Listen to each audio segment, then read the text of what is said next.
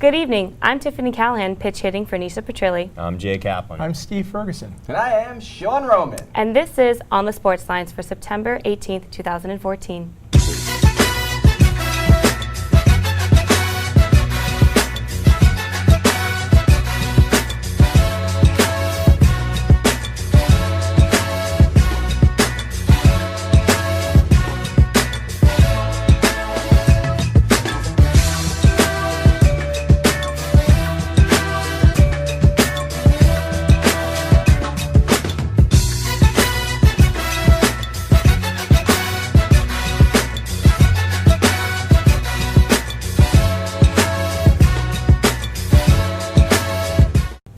Mid-September brings us baseball hunting for October and football finding its way.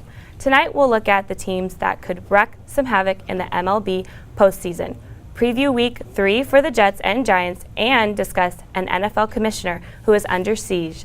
As always, we want to hear from you. So email us at fanspeak@onthesportslines.com, send us your tweets to @onthesportslines.com, and your posts to facebook.com/onthesportslines. We just may read them on the show. I did the line last week and you weren't even here. The Orioles own the East, the Angels own the West. The Tigers, Royals, A's, and Mariners are fighting for the remaining spots in the AL playoff picture. Which team would be the most dangerous? Sean, who's your pick?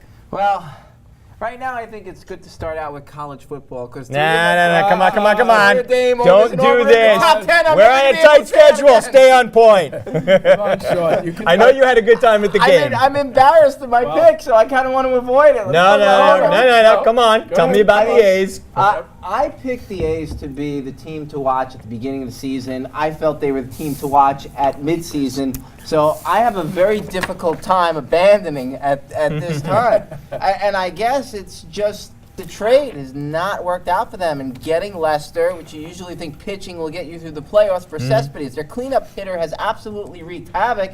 And in these last 10 games of the season, if something somehow swings the other way, they have the potential to be an extraordinarily dangerous team based on their overall quality of the entire year.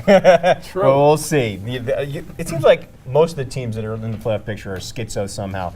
I'm looking at the Royals. As of September 18th, they're 1.5 games behind the Tigers. They've been flip-flopping with the Tigers between first and the wild card for the last second half of the season. They have a 3-game series next week in Detroit that could very well decide that division.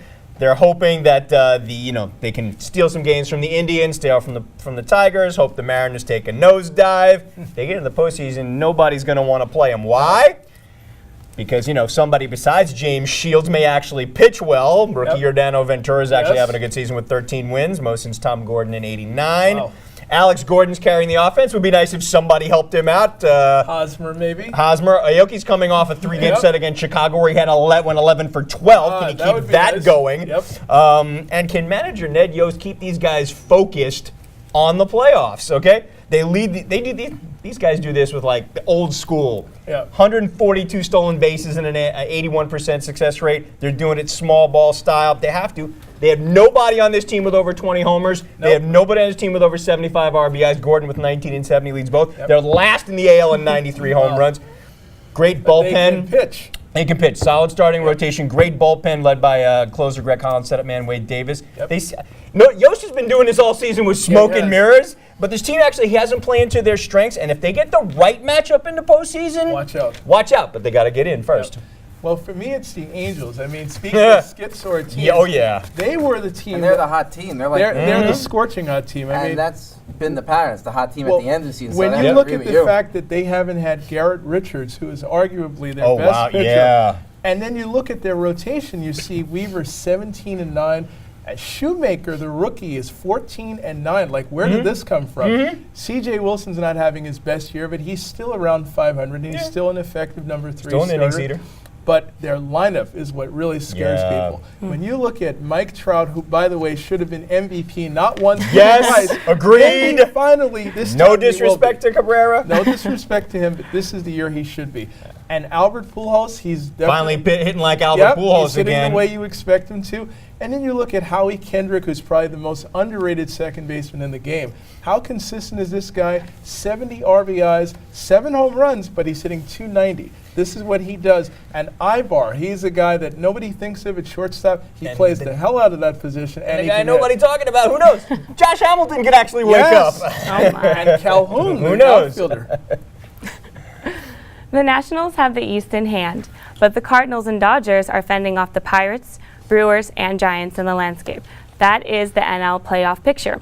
Which team would be the best and most dangerous? Steve, give us your pick. Well, what year is this, guys? 2014. Why are you searching for And that? why? Even numbered year? Yes, it's an even numbered year, and that means the Giants are a okay. very See where you're dangerous going team. with that. Okay. Absolutely. The Giants are a team that when you look at them on paper, you say, okay, they have really good pitching led by Madison Bumgarner, who's having his best year. He's 18-9. You look at their rotation, you've got Ryan Vogelsong, a little under 500, but definitely a really good pitcher. When Tim Lincecum goes in your bullpen, this guy has won 2 Cy Young Awards. He's a terrific pitcher. Yeah, he's erratic with his control, but the fact that he's in their bullpen to go at what they already have is really good. And he has a good attitude about it. Yeah, You know, being in the playoffs, he's going to go where he's needed. So it's a very healthy. And their lineup is as diverse as it gets. You've got Angel Pagan, who's become a very good leadoff hitter. Met fans. Too bad he couldn't do that in Citi Field. That's a guy named Bruce Bochy who's motivated him. You look at Hunter Pence, who has the most unusual way of getting himself prepared for games and unusual throwing motion, but the guy can flat out hit. Flat out play. And you look at Buster Posey, who is arguably maybe the second best catcher in the league to Yadier Molina. This lineup can do serious damage in the postseason, and with their pitching, they can be very dangerous. But they got to first fend off their California rivals. That's true.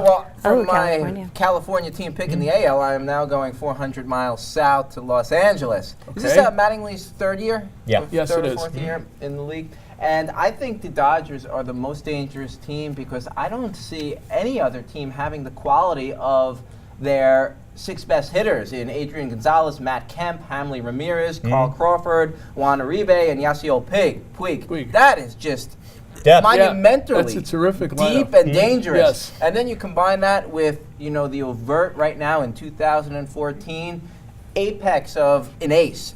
Clayton Kershaw, who's this the would best in the be game. the year that Donnie Baseball could get over the hump. And also 2 other big starters in Greinke and Yu. Greinke's probably the best number 2 guy in the major leagues. Team I'm looking at is the team's already run away with the National League East, which is the Washington Nationals. The question is, which team are you going to get? The one that struggled in the first half, barely over 500, or the one that's had the best record in the major leagues since the All-Star break, playing over 600? Great rotation, probably the best this side of the Dodgers. Most unsung. They're led by who? Not Steven Strasburg, Tanner Roark. 14 wins, has only allowed 2 runs or more, or fewer rather, in 22 of his 30 starts. This staff has the best strikeout to walk ratio in the majors since 1900. Wow. Despite having the fact that their closer situation's a little unsettled.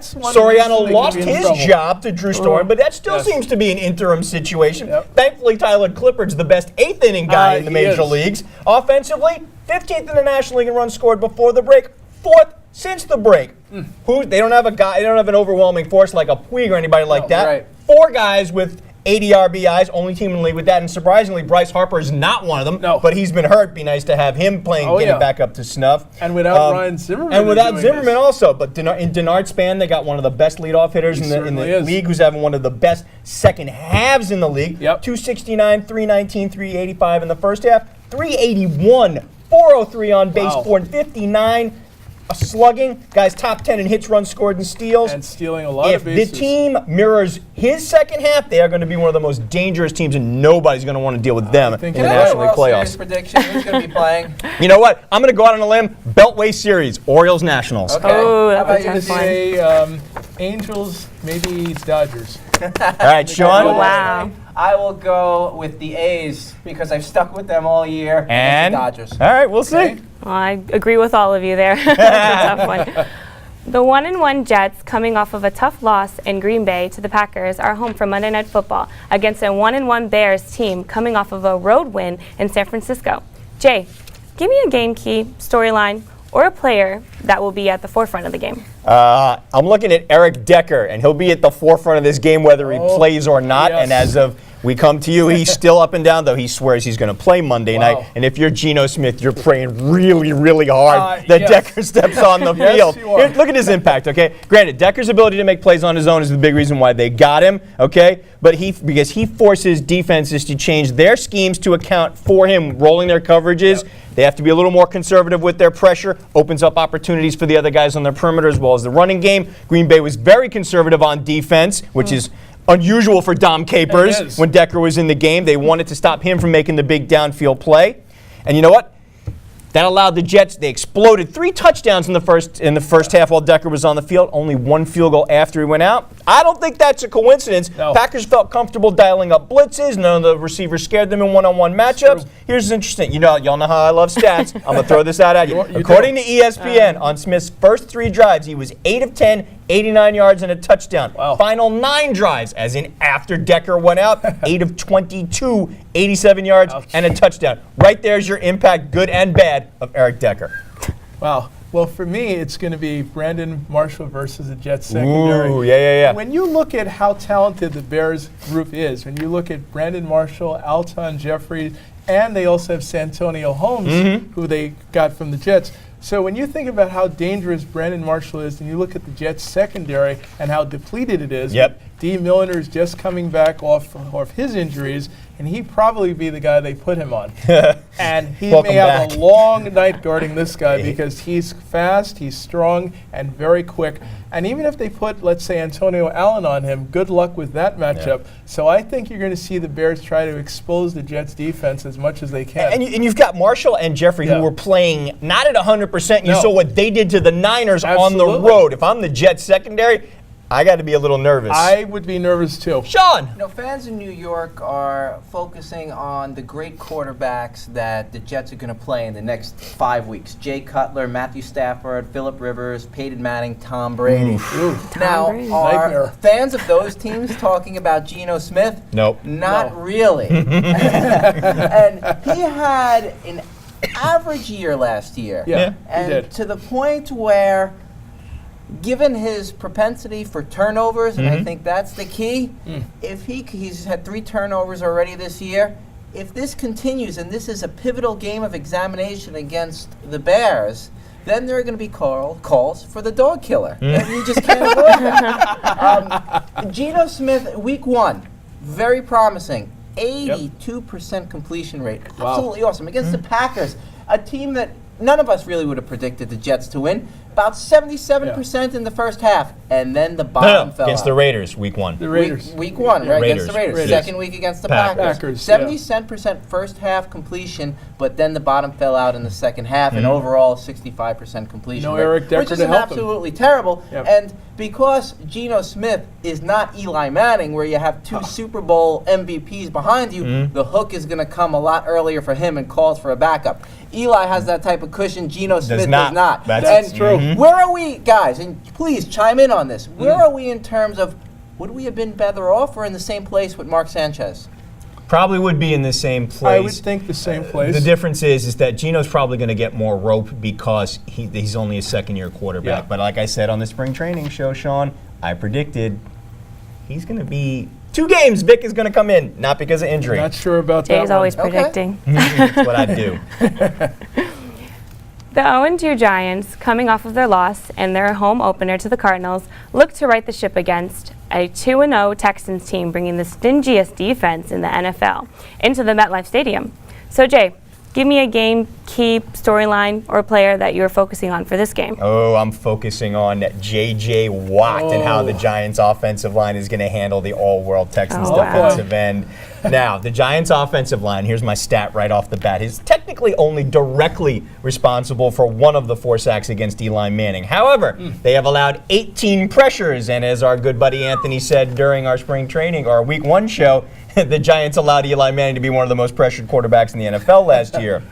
They are tied for 16th in terms of pass blocking efficiency in the NFL. And they bring that stat against one of the guy who has 32 sacks, 24 passes defensed in the NFL since 2012, and is arguably the most disruptive defensive force in the league. Now, the Texans run a very nice scheme where they like to move Watt into various spots on this field to take advantage of matchups, which also allows favorable matchups for the rest of the front seven for the Texans. And allows them to dictate some tempo with their defense. If the Giants guess wrong schematically in dealing with Watt, it's going to be a long day for Eli. Here's the thing. Right tackle Justin Pugh is likely to be the guy who spends the most time attempting to block J.J. Watt. Is a good word. Exactly. And the Texans feel that's a favorable matchup for Watt. So now Pugh's been able to handle most of his assignments one-on-one, but J.J. Watt's a whole nother level. So it'll be interesting to see if a running back or a tight end is brought in to chip or help block to keep Watt away from Eli. If he gets into the backfield, it's over. Bad news. Yep. Well, for me, my question is, if you're the Giants, who do you defense on the Titans? do you defense Arian Foster, who had 137 yards last week against the Raiders, or is it Andre Johnson, who may arguably be the second best wide receiver in the league, only to Calvin Johnson? So when you look at their offense, how dangerous they are, and you add Ryan Fitzpatrick, who had a very good first game. The way the Giants defense plays, they may have a very long day, and they have to figure out which one of these guys they can stop.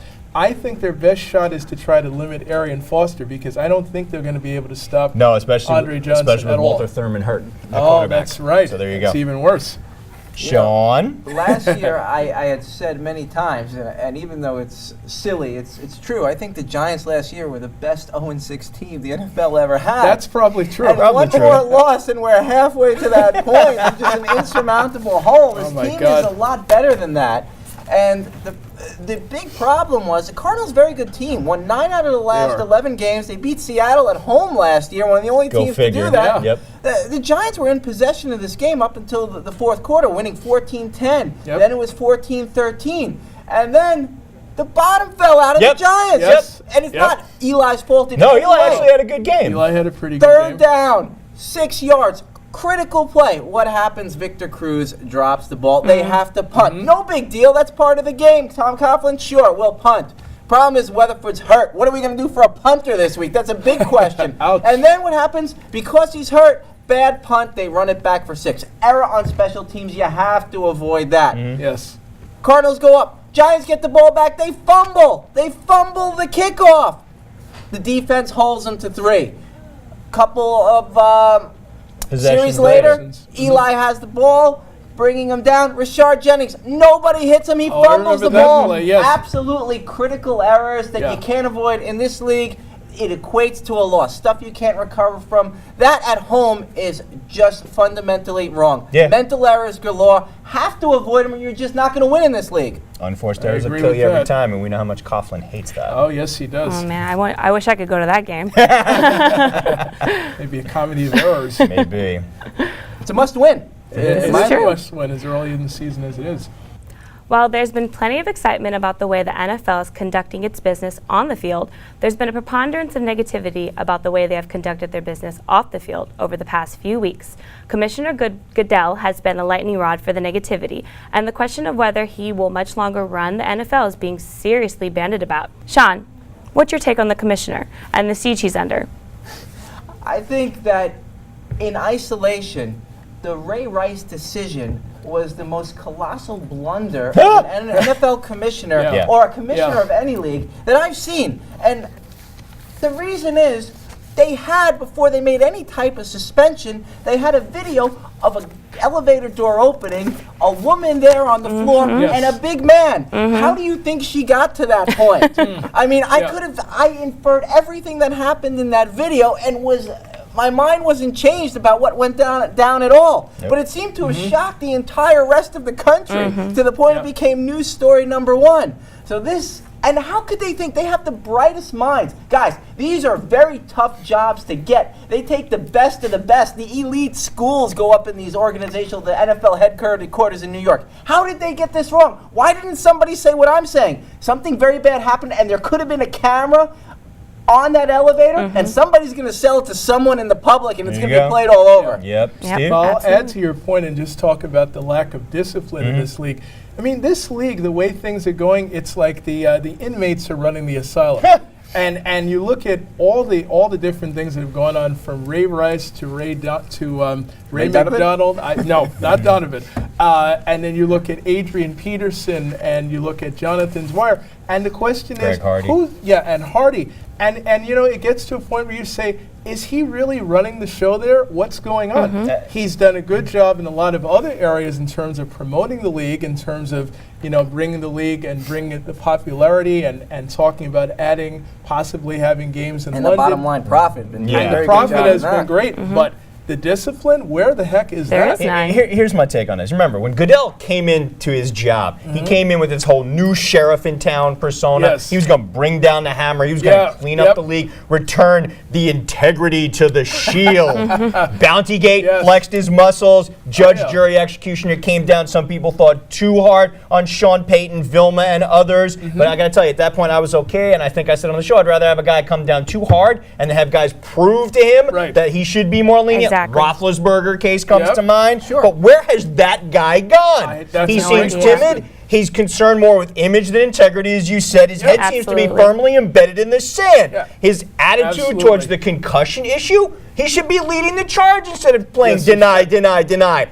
How many more guys besides Dorson and Sale have to commit suicide? Okay? It's almost like he believes if he shoves stuff under the proverbial rug and focuses on the great product that's on the field, this stuff's all going to go away. Not so much. Okay? No. And I agree with you, Sean. His mishandling of the Ray Rice affair is just the latest proof that he's no longer playing the crusader role. No. He's gone 180 degrees in the opposite direction. Absolutely. He's no longer sending the message that playing in the NFL is a privilege, not a right. The recent rash of police blotter headlines and how he deals with the black eye that they are giving the NFL is ultimately going to determine just how much longer he sits in that chair. He may not get fired, but it would not surprise me if before the next league meetings in the offseason, he is asked to resign. It's like a slap on the wrist. The owners? The owners can actually get rid of him that way. They would be the only ones, right? Yep. Yeah.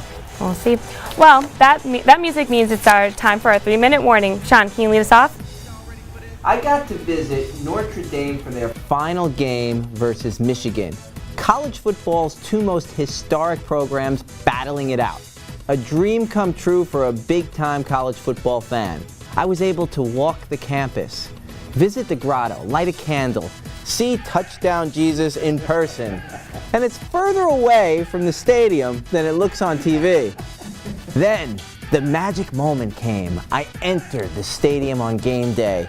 I came up the famous tunnel on the northern end. All the excitement of the crowd was around me. There was not a free seat to be had in the entire stadium. I was overwhelmed by the sound of the band before kickoff. And out of the tunnel, I got my first view, which was nearly perfect. Except for one thing was off. I saw AstroTurf covering the sacred ground. I mean, this is like a once-in-a-lifetime opportunity that I go to South Bend, Notre Dame changes to AstroTurf a month before I get there. This is after a century of playing on real grass. Tradition has been forsaken for financial and logistical reasons. So the best I can do is now say, it was nearly the most beautiful sight these eyes have ever seen. Nicely done, Rudy. If only Rob could be half as good. Isn't it interesting in one's life or history, we are sometimes elevated to levels beyond our expectations? For the soon-to-be former baseball commissioner, that has been the case. Bud Selig, the former Milwaukee Brewers owner, rose to this pinnacle 23 years ago. He arrived at the commissioner's office in 1991. In 1994, we endured the last baseball strike to date, ruining an exciting season with the likelihood of a Yankees-Expos World Series. That unfortunately never came to pass. But under Selig, baseball has largely flourished, from exciting baseball races starting in 1999 with the advent of the wild card to the addition of not just one, but two wild card teams in 2014 making the postseason, to extended peace and tranquility between owners and players and their unions. Sadly, at 80, your reign is coming to a close at season's end. Now, we can only hope Rob Manfred does as well. Start by speeding up instant replay and reducing controversial plays at the plate, and beginning playoff games a little earlier. Then, Rob, you'd be on your way. In Major League Baseball, they call it, and in the NBA, they call it being benched. In the NHL, it's a healthy scratch. And in the NFL, you just get deactivated. Whatever the term, the bottom line is, while you may still get paid, when the game is over, you will not have played. The Minnesota Vikings and the Carolina Panthers utilized that option in Week 2 with players whose recent headlines were more about violence perpetrated off the field than on it. The Vikings deactivated running back Adrian Peterson in the wake of allegations of child abuse, and the Panthers deactivated defensive end Greg Hardy after he was found guilty by a judge of assaulting a woman. Both have since been put on the commissioner's exempt list, which is for players that are being deactivated indefinitely. Now, NFL teams can deactivate players for any reason. John Gruden doing it to Keyshawn Johnson in Tampa Bay a few years ago springs to mind. But for me, this should be the automatic reaction of teams when one of their players is the focus of off-field violence.